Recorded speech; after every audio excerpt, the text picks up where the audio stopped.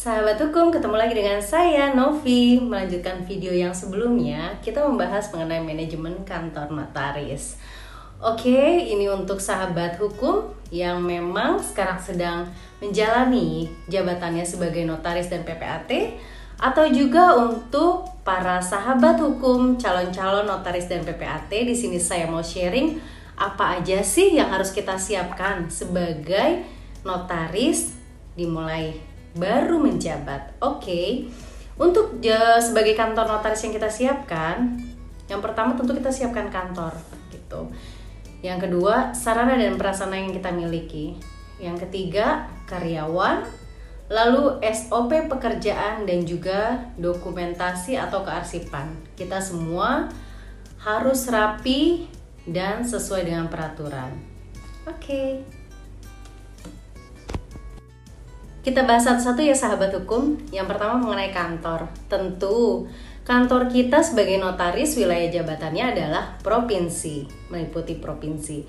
Lalu sebagai PPAT adalah kabupaten atau kota. Jadi definisi kantor adalah untuk melakukan kegiatan rutin aktivitas kita sebagai notaris dan PPAT tentunya. Kantor juga nggak harus besar, apalagi untuk sahabat hukum yang baru saja menjabat sebagai notaris dan PPAT.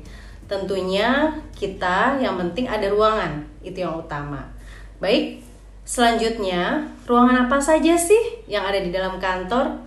Yang pertama, tentu ada ruang tamu, lalu ruang meeting, ruang kerja kantor notaris, ruang kerja karyawan, dan juga ruang arsip. Kita bahas satu-satu ya. Yang pertama ruang tamu. Walaupun kantor kita itu space-nya tidak besar, usahakan kita bikin plot-plot untuk membuat ruangan-ruangan tersebut. Misalkan cukuplah 2 kursi untuk ruang tamu, atau bisa juga ruang tamu itu kita barengi dengan ruang meeting. Itu juga bisa, karena space kita terbatas. Lalu ruang meeting itu kalau memang untuk sendiri pun boleh, jadi lebih privacy.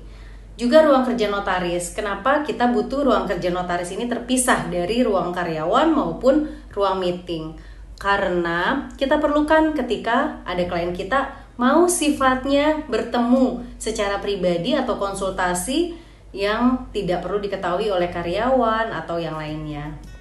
Juga ada ruang kerja karyawan. Ruang kerja karyawan tentu harus yang nyaman untuk karyawan kita. Kenyamanan mereka nomor 1 juga buat keberhasilan kantor kita. Juga ada ruang arsip. Ruang arsip ini perlu gitu, karena ruang arsip ini buat kita sebagai notaris tentu yang utama adalah minuta akte kita, di mana kita perlu menyimpan dan rapi dalam hal administrasi. Selanjutnya mengenai prasarana, apa saja prasarana yang kita butuhkan? Yang pertama adalah ruangan karyawan, entah meja atau kursi, juga komputer yang sesuai dengan jumlah karyawan kita. Dan pastikan ketika memilih kantor notaris atau PPAT sahabat hukum, baiknya mencari yang ada parkirannya, karena untuk kenyamanan dari klien kita minimal 1 tempat parkir itu ada gitu. Selanjutnya kamar mandi yang bersih. Balik lagi bahwa klien adalah raja. Tentunya kita memberikan servis yang terbaik. Oleh karena itu, sahabat hukum, kebersihan pun itu nomor 1 dalam kantor kita. Dan pastikan juga listrik kita sesuai dengan kebutuhan yang dibutuhkan kantor kita. Oke sahabat hukum, selanjutnya kita membahas mengenai sarana. Sarana apa aja ya yang diperlukan untuk kantor notaris? Yang pertama meja kursi tentu, karena dibutuhkan untuk karyawan dan untuk notarisnya juga.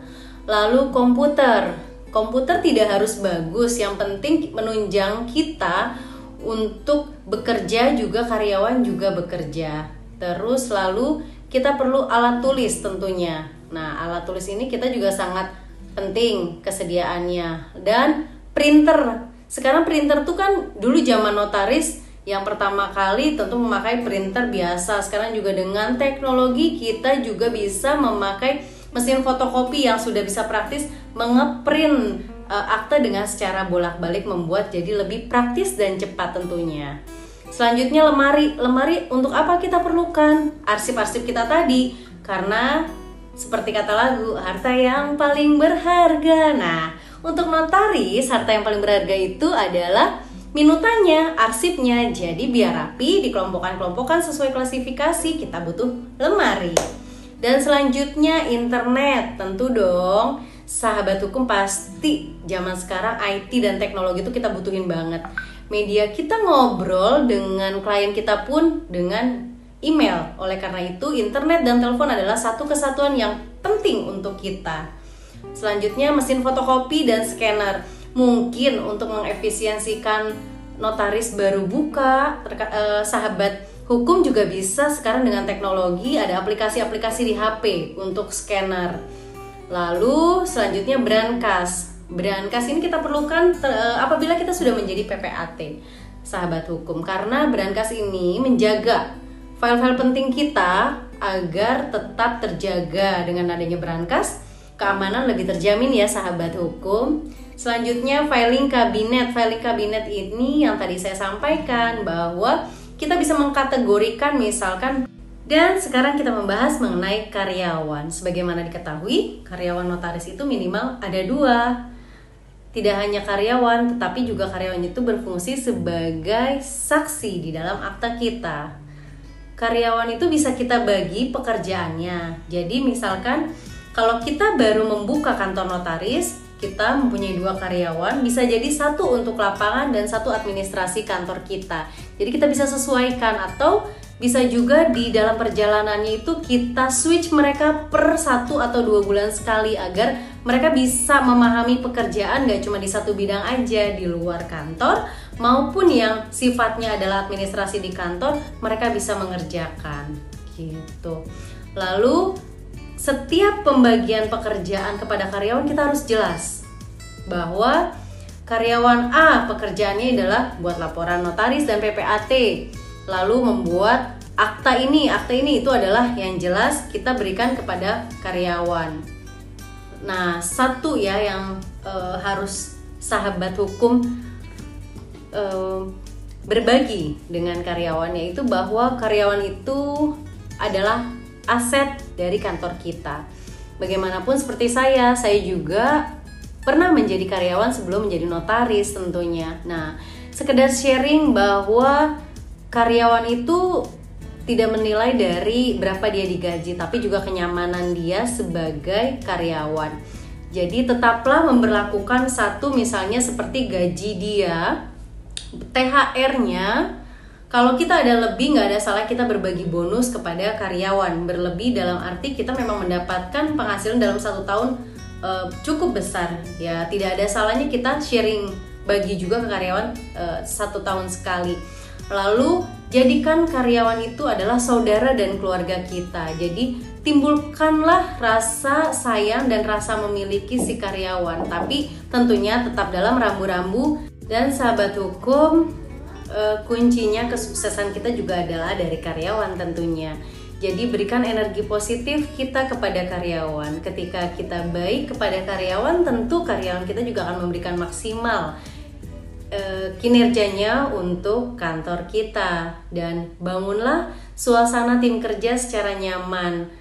Nggak ada salahnya kan setahun sekali kalau memang kita dikasih rezeki lebih, kita ajak mereka gathering tahunan. Itu juga membuat mereka senang. Dan hargailah, berikan apresiasi ketika mereka memang melakukan yang terbaik atau memberikan effort yang positif buat kantor kita. Dan saran saya, tidak ada salahnya tadi yang seperti saya sampaikan, 2 atau 3 bulan sekali atau bisa sebulan sekali dibikin rolling agar karyawan kita semakin berkembang. Terus kalau saya pribadi dalam jangka waktu berapa bulan, saya juga berusaha mengupgrade atau kita saling sharing tentang suatu hal yang kita bahas bareng-bareng. Jadi nggak cuma kerja, tapi kita ngobrol atau diskusi di luar dari membahas pekerjaan. Bisa juga kita tentang membahas hal-hal yang sifatnya kita bisa ngobrol secara kekeluargaan. Dan poin terakhir mengenai karyawan, berikan contoh yang terbaik dari teladanan dari kita kepada karyawan kita sendiri. Ingat, ada pepatah bilang, apa yang kita tanam tentu kita juga akan menabur hasilnya. Jadi segala sesuatu tetap lakukan yang terbaik, insya Allah kebaikan juga akan datang pada diri kita. Oke, sahabat hukum, sekian dari saya. Next video, saya akan membahas mengenai pembagian kerja.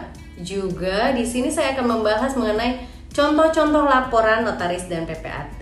Sampai jumpa sahabat hukum. Bye.